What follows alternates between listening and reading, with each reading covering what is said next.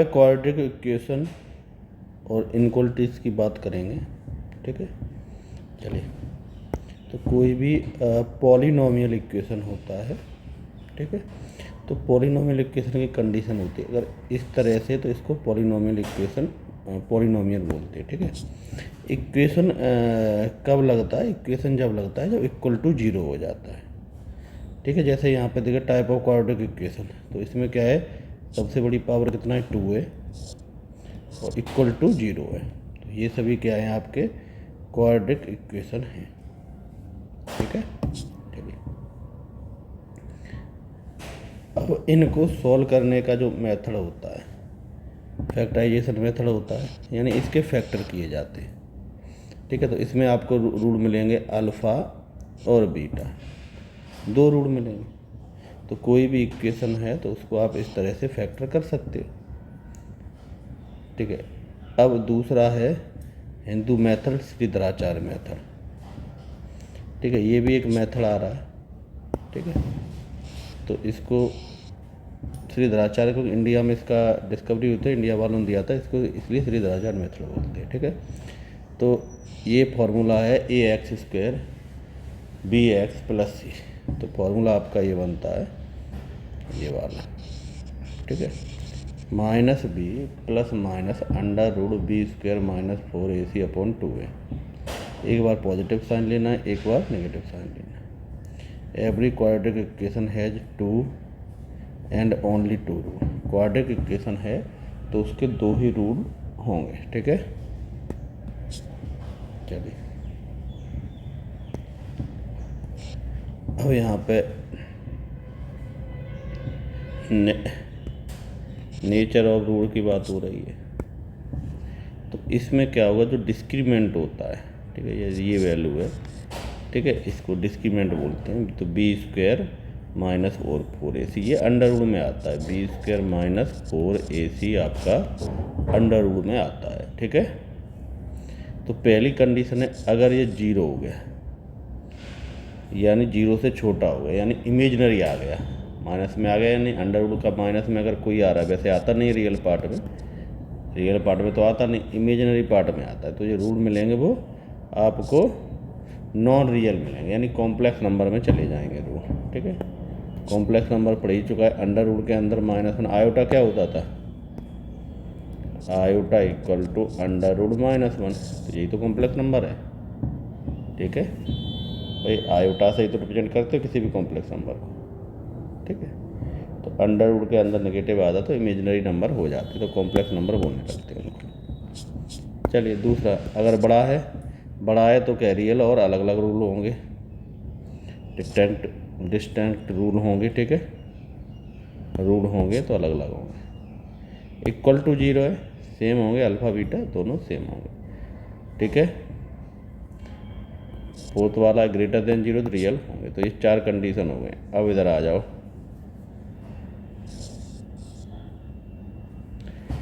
If ABC belongs to Q, A not 0, A कभी भी 0 नहीं होगा, ठीक है। A 0 से बड़ा है और परफेक्ट स्क्वायर है, तो रूल कभी भी बराबर नहीं होंगे। A अब D ग्रेटर देन 0 है, डिस्क्रीमेंट ग्रेटर देन 0 है, और D is not perfect square, और D के अंदर कभी परफेक्ट स्क्वायर नहीं आ रहा है, तो रीजनल नंबर होंगे। कॉन्जुगेट और रूल, अगर रूल कॉम्प्लेक्स नंबर में जा रहे हैं तो कॉन्जुगेट होंगे। एक रूल ये है, एक रूल ये है, तो दूसरा क्या होगा, माइनस कर दो, समझ रहे हो। अंडर रूल वाले में है तो एक अगर पॉजिटिव है तो अंडर रूल के बाहर नेगेटिव लग जाता है, ठीक है। पेयर में आते हैं ये रूल। चलिए, अब हम आ जाते हैं फोर्थ पे, इफ़ D1 एंड D2 भी डिस्क्रीमेंट क्वाड्रेटिक इक्वेशन, ठीक है। तो D1 D2 ग्रेटर देन 0 है, ठीक है। तो ये तो वही है, रूल के बारे में बताया था। तो rule of under particular condition, कुछ पर्टिकुलर कंडीशन है,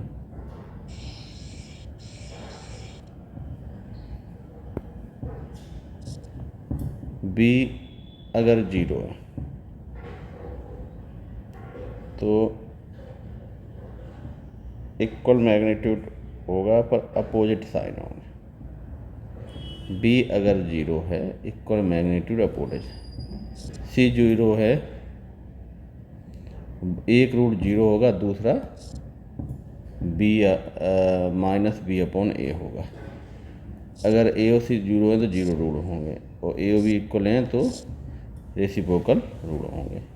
कंडीशन है, आप इनको कर सकते हो। ठीक है, बाकी का ये जब क्वेश्चन करोगे, प्रैक्टिस करोगे तो ये आपका हो जाएगा। ठीक है, चलिए अब हम इधर आ जाते हैं एग्जाम्पल फर्स्ट पे। Both the root of given equation, ठीक है। अब ये बताना है कि भाई ये जो रूट हैं ये किस टाइप के, पॉजिटिव होंगे, नेगेटिव होंगे, रियल होंगे, इमेजिनरी होंगे। ठीक है, तो ये सब डिपेंड करता है, डिस्क्रीमेंट पर डिपेंड करता है। ठीक है, तो ये इसको अभी हम सॉल्व करेंगे। ठीक है, और जैसे ही हम सॉल्व करेंगे तो हमारा इक्वेशन ये मिल जाएगा। अब इसका डिस्क्रीमेंट निकालोगे, B square equal to minus 4ac।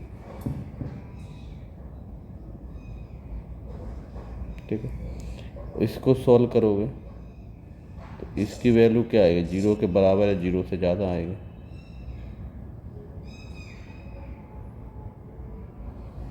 तो इसका मतलब है अगर जीरो से बड़ा है या जीरो के बराबर है, दोनों रूट रियल होंगे।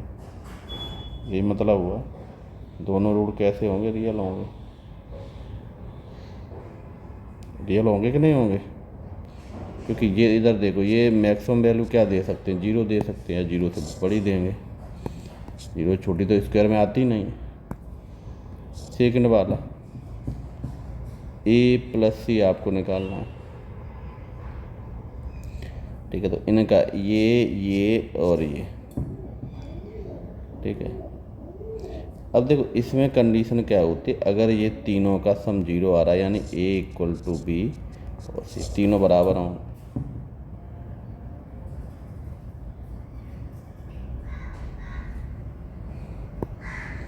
ठीक है, तो यहाँ पे इन सभी का सम जीरो आ रहा है। अब क्या होता है, also roots are equal, root बराबर होंगे बोल रहा है ये, root also will be two one भी होंगे। तो इधर देखो यहाँ पे क्या है, कॉमन डिफरेंस निकाला आपने, इसको सॉल्व किया तो ये कंडीशन आ गई। ठीक है, 2b a प्लस सी, तो बात बराबर है। अगर ये दोनों इक्वल हो जाए, तीनों तो इक्वल हैं, तो इधर भी 2 आ रहा है, दोनों जोड़ के भी 2 आ रहा है। क्लियर हुआ। चलिए थर्ड पे आ जाते हैं। थर्ड में आपको ये इक्वेशन दिया गया है। ठीक है, इक्वल मैग्नीट्यूड है बट अपोजिट साइन है, तो इसको सॉल्व किया, सॉल्व करोगे, इसको क्रॉस मल्टीप्लाई करके सॉल्व करोगे तो ये आपका आ गया। ठीक है,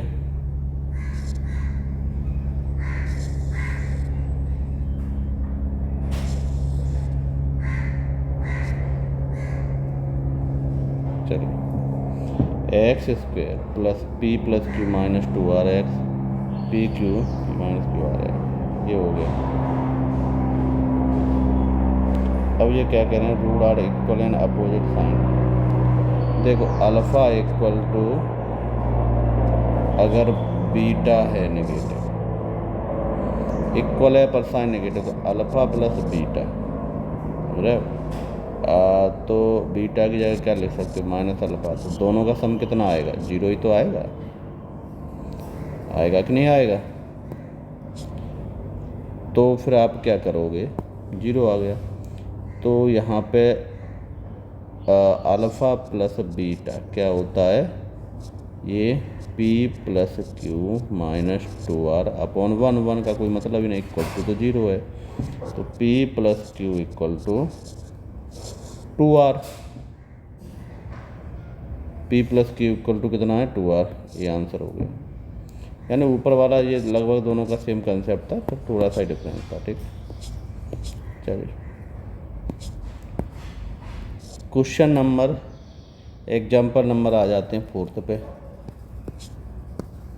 फोर्थ में क्या कर रहा है, इफ़ 3 इज रूट, 3 इसका रूट है, समझ रहे। रूट का मतलब है भाई इस इक्वेशन को सेटिस्फाई करेगा। 3 का स्क्वायर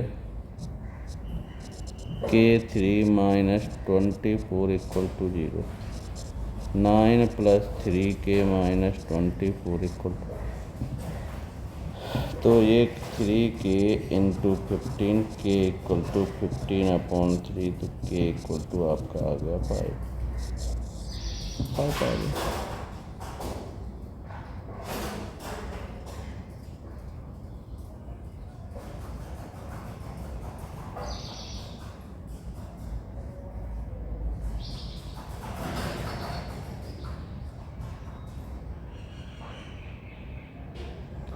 क्लियर हुआ?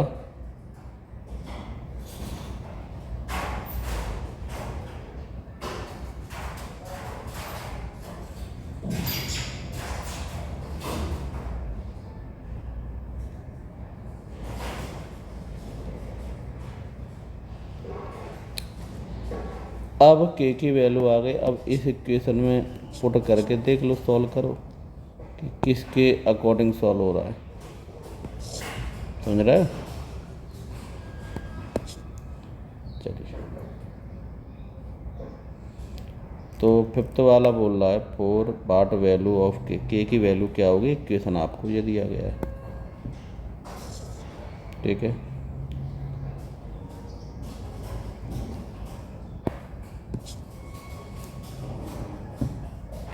अब इसमें एक कंडीशन बोल दे, इक्वल रूट है, अल्फ़ा प्लस बीटा दोनों सेम है, तो आप यहाँ पे लिख दो अल्फ़ा इंटू अल्फ़ा दोनों सेम है, तो ये हो जाएगा 7 3 2 के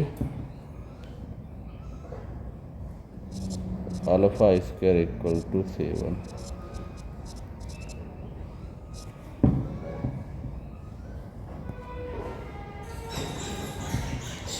दूसरा कंडीशन होगा alpha plus alpha, minus plus हो जाएगा 2 1 प्लस 3 के, 2 का डिवाइड जाएगा तो अल्फ़ा की वैल्यू आ गई, 2 से 2 कैंसिल कर दो, 1 प्लस 3 के, ये यहाँ पे पुट कर लो, 1 प्लस 3 के का स्क्वायर 7 3 प्लस 2 के,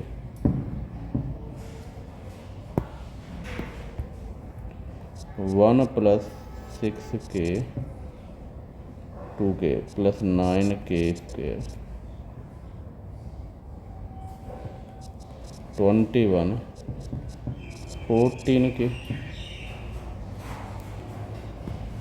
ये हुआ। सॉल्व कर लो, इधर ले आओ, 9 के स्क्वायर 14 इधर आएगा 6 माइनस 8 के इधर आएगा माइनस का 20 इक्वल टू 0। ठीक है, अब इसको सॉल्व कर लो। क्वाड्रेटिक इक्वेशन है तो सॉल्व करोगे 9 के स्क्वायर 180 आना चाहिए, 180 प्लस 10 के 20 इक्वल टू 0। सॉल्व किया तो के की दो वैल्यू आ गई, के equal to 2, K equal to 10/9।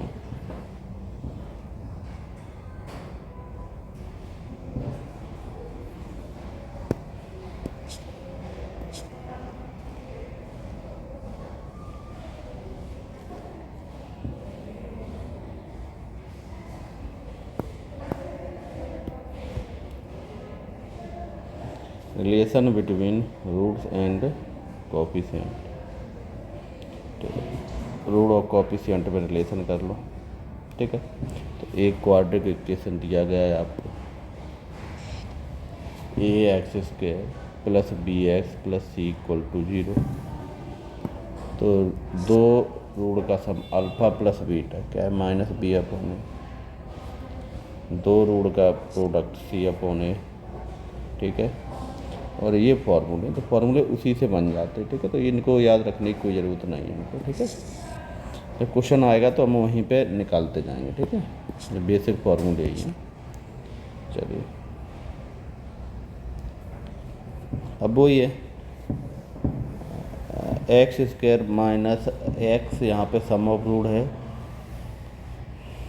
P यहाँ पे प्रोडक्ट ऑफ रूट है, ठीक है। तो यहाँ पे थोड़ी थोड़ी कंडीशन है, पर ये क्वेश्चन के अकॉर्डिंग बनी जाते हैं आपके, ठीक है। अब जैसे इसमें बोल रहा है if the difference between corresponding root, यानी मान लो इसका रूट अल्फ़ा माइनस बीटा और इसका मान लो alpha beta gamma minus delta, दोनों के सेम आ रहा है, ठीक है, ठीक है। दोनों के सेम आ रहे हैं। तो इधर देखो अल्फ़ा प्लस बीटा आपको दिया गया है, माइनस अल्फ़ा इंटू बीटा दिया गया है बी, और गामा प्लस डेल्टा दिया गया है आपको माइनस बी, और गामा डेल्टा दिया गया है ए। आगे इसको सॉल्व कर सकते हो आप, ठीक है।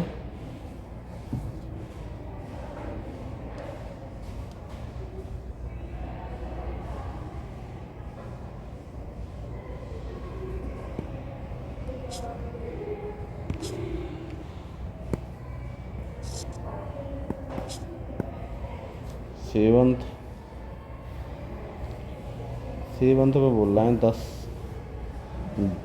The sum of roots of quadratic equation is equal to sum of quadratic equation their reciprocal, ठीक है। यानी alpha plus beta equal to 1 upon alpha square plus 1 upon beta square, ठीक है। तो सॉल्व किया इसको, एलसीएम लोगे तो ये आ जाएगा, तो अल्फ़ा स्क्वायर और बीटा स्क्वायर, तो इसको क्या लिख सकते हैं, अल्फ़ा प्लस बीटा का whole square minus 2 alpha beta, यही तो होगा। इसको खोलो तो कैंसिल हो जाएगा, वही आ जाएगा। वैल्यू पुट किया, ठीक है। तो इनकी वैल्यू आ रही, तो ये अगर एपी में तो ये एचपी में आ रहा है, ठीक है।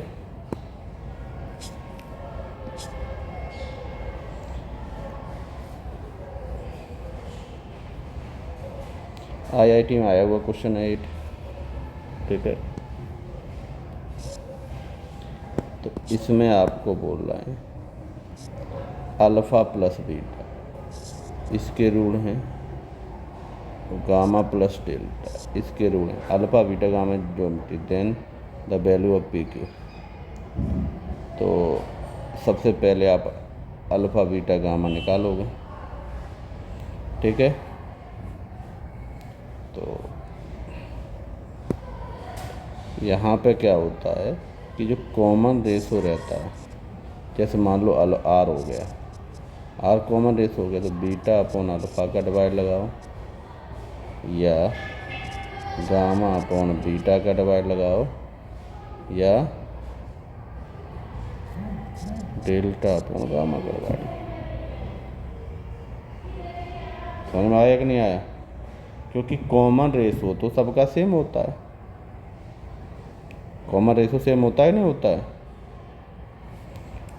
तो जीपी का यूज करके सॉल्व करो इसको, तो ये आपका आंसर आ जाएगा। थोड़ा जीपी का कंसेप्ट लगाए, तो आगे हम आपको जीपी भी पढ़ाएंगे, ठीक है। तो वहाँ पे ये आपका क्लियर हो जाएगा, ठीक है। जीपी से आपका कंसेप्ट यहाँ पे क्लियर हो जाएगा, ठीक है। और भी इसमें थ्योरी पार्ट है, वो भी थोड़ा समझा देते हैं। जैसे कॉमन रूल, अगर 1 रूल कॉमन है, 2 रूल कॉमन है, तो क्रैमर रूल से हम सॉल्व करते हैं, ठीक है। ठीक है, दोनों रूल हैं तो क्या होगा, कॉलिनियर टाइप का हो जाएगा। तो ये कंडीशन आती है A1/A2 equal to B1/B2 equal to C1/C2। Clear हो गया? ठीक है, चलो डायग्राम इनको आप करो।